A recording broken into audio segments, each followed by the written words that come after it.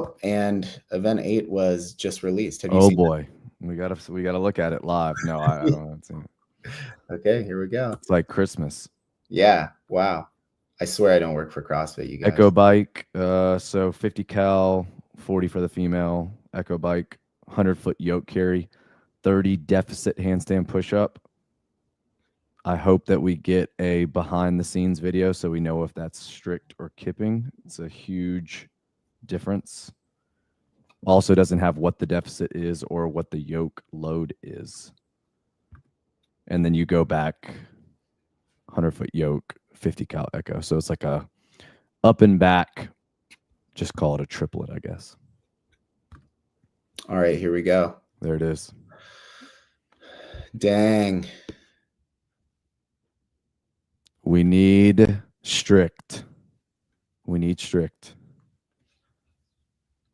And you think deficit handstand push-ups, do you think that ambiguity is still there? Or do you think just by the way it's listed, it's for sure not strict?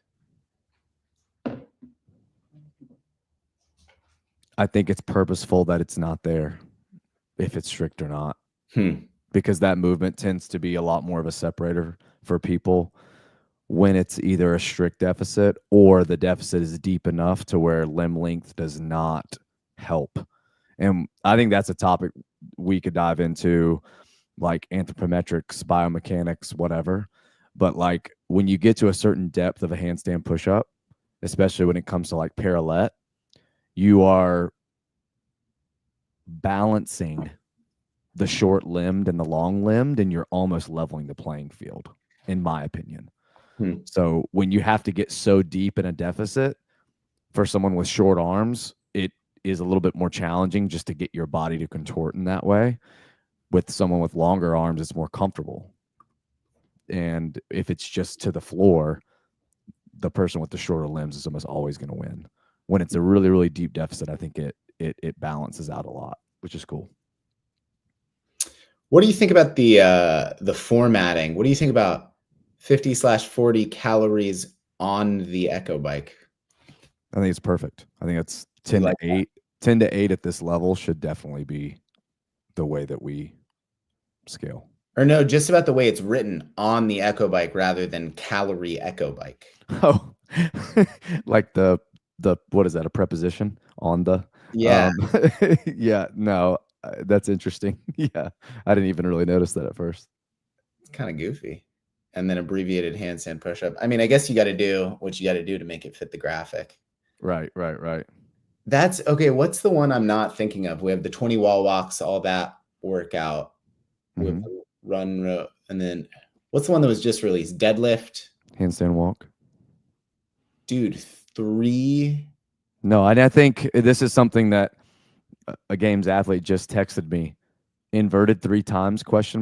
And that same person had asked me last week, do we go upside down again? And I think I posted it on my story, just some random thoughts that I'm sure no one read because it was like a lot of text and a white screen, which is like as boring as it gets for engagement. But I was like, hey, are we going to get upside down again? And if we do, how does it need to be done? You know, we hang from a rope, hang from a pegboard, hang from a pull-up bar, and no one bats an eye. But if we get upside down more than once or twice, everyone thinks it's crazy. Why is it crazy?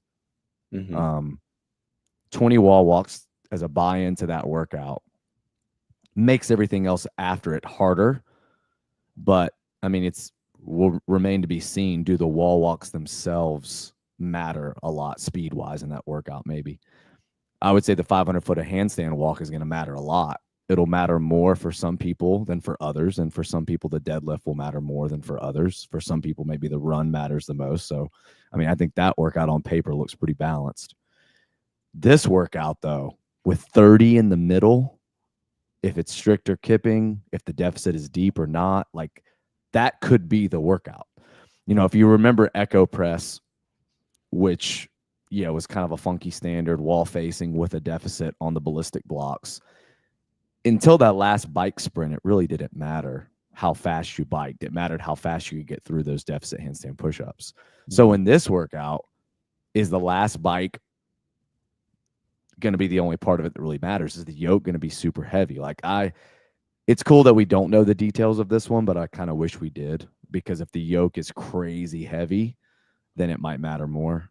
If the deficit is minimal, it might not matter as much as the bikes matter. Like, we don't really know. But on its face, I would say those 30 in the middle is the crux of the workout. Yeah, it's how much do you hesitate. They're the people who they don't hesitate on anything before the 30. They're the people who have to manage it but can still get through it, and they're the people who are totally stopped by it. Do you test any of these workouts? I mean, like if the axle bar. only if there is a reason. Yesterday I did some axle bar deadlifts. Okay. Just to see how it felt with some P-bar traverse, just to like feel that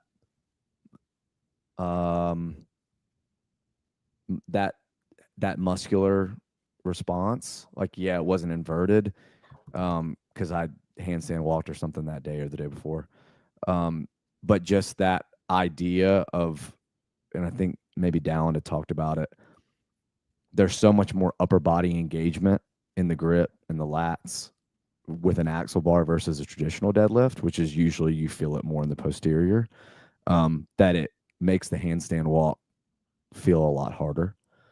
So just like occasionally I'll do some combination so I can kind of feel what maybe they're talking about. But no, I don't have any business doing these workouts. Sure. Like, if the pegboard workout was announced, Jason might be like, hey, will you do this workout just so I can like watch you do it?